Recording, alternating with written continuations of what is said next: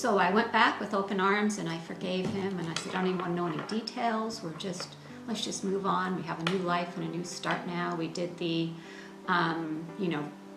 renewed our wedding vows, and he was on fire for the Lord, and I thought, oh, this is it. This is my ministry. It's going to be to tell all people that every marriage can be saved if Jesus is in the middle of it.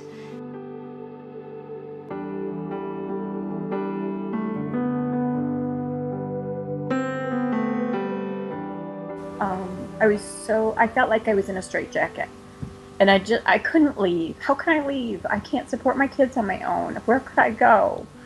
And it just was like that for several years, maybe 3 years, where I just felt so trapped and so hopeless and so with nowhere. I felt like there was nowhere to turn.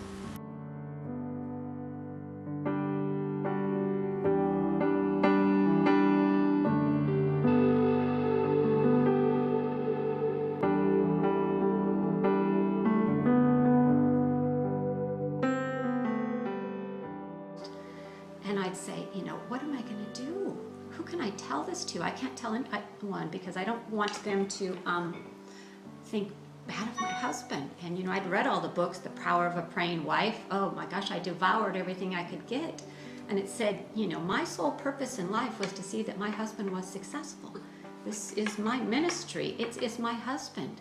And I'm giving it all I got, God, but it's not working. And I felt so hopeless, so worthless, that I could not fix this marriage.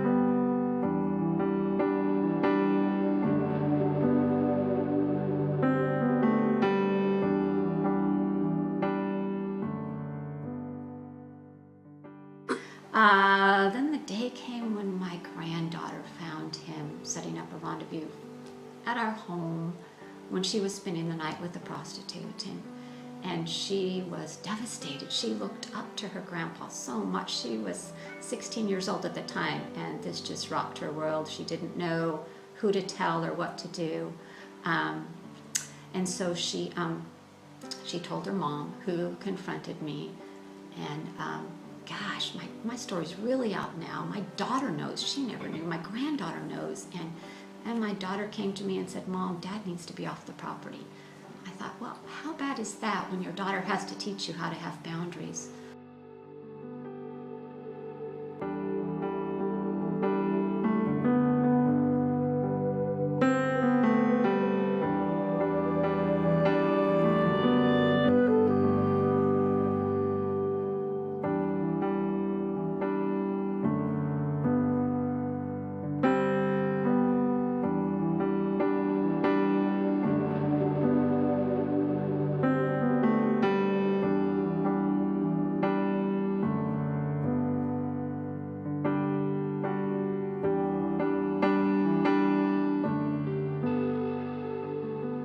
Lie, another secrecy. You've gone off, and I just hit my wall, and I cried for days. I could not stop, and I finally, for the first time, decided I needed help.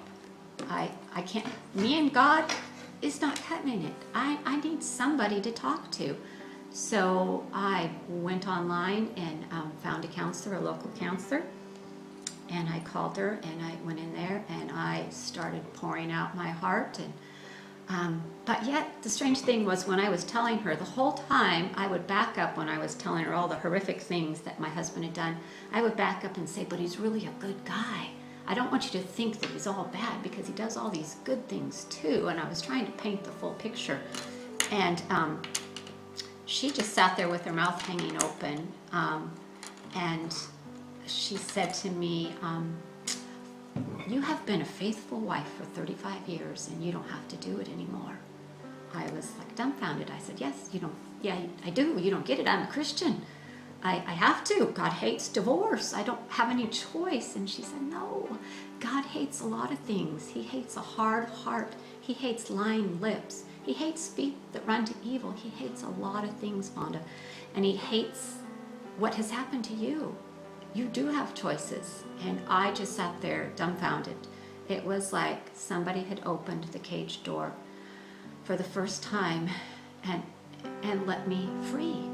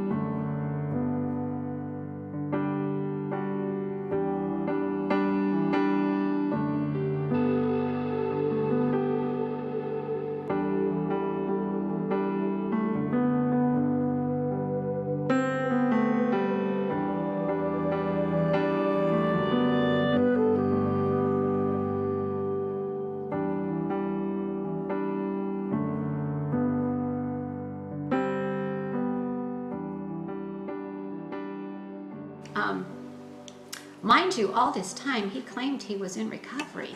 He was, a master at manipulation. He went to the 12-step groups. He had a counselor. He was making it look good on the outside, telling me how he'd do anything to have me back.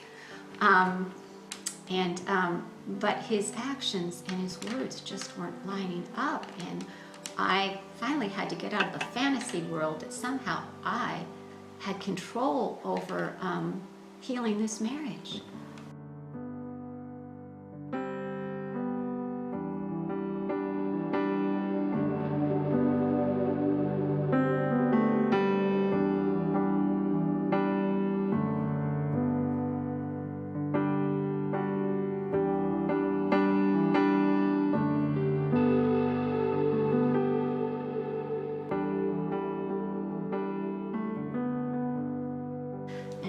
So he moved out, and through the course of the next couple years, that was 4 years ago, he continued to pursue his addiction, only now he was free to do it without somebody breathing down his shoulder, and he just went full bore into it, to the point he was caught. We worked together in a business, and he was caught several times with pornography on the computer, and he left his computer up one day with his email that he was meeting, it was 10 o'clock in the morning, and a couple of my kids work with me, and I said, "Where did Dad go?" And they said, "Well, I don't know." I said, "He's going out to a gun shop," and I looked at his computer, and he'd set up a rendezvous with a prostitute. And I finally got enough courage to say, that is it. I felt like I finally got the pass from God that said, it is done. And I went down and filed for divorce.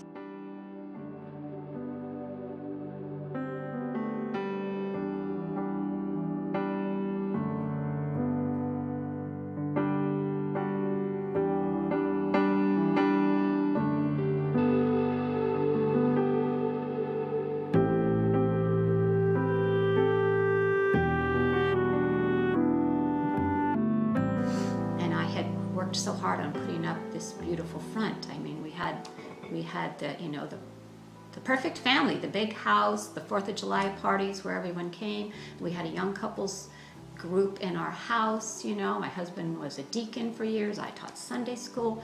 I mean, we looked like we had it all together, and I lived in that fantasy. I lived in that fantasy because if I could pretend that it is what it looks like, then I would be okay. I would just bury the pain and keep going forward, and then God and I would have the victory. But I did not have control. I finally learned I do not have control over another human being, and I learned that by my forgiving my husband over and over and over again, I was actually driving him further and further into his addiction with no consequences. in James Dobson's book, Love Must Be Tough, he talks about that the loving spouse who enables the addicted husband, it is actually, driving the stake in the coffin. I did not know how to have boundaries. I did not know. And when I started through my recovery having boundaries, he resisted them like he'd never seen such a thing. And I'd never had them. I never got angry. I never had boundaries. There were never consequences. I took the consequences within myself. So I'm on a whole new journey to learn that it is God's glory to protect ourselves, that He has given us charge of this little girl inside, and we do Him a disservice when we let other people abuse us, take advantage of us, and emotionally destroy us. That wasn't His plan for His little girls.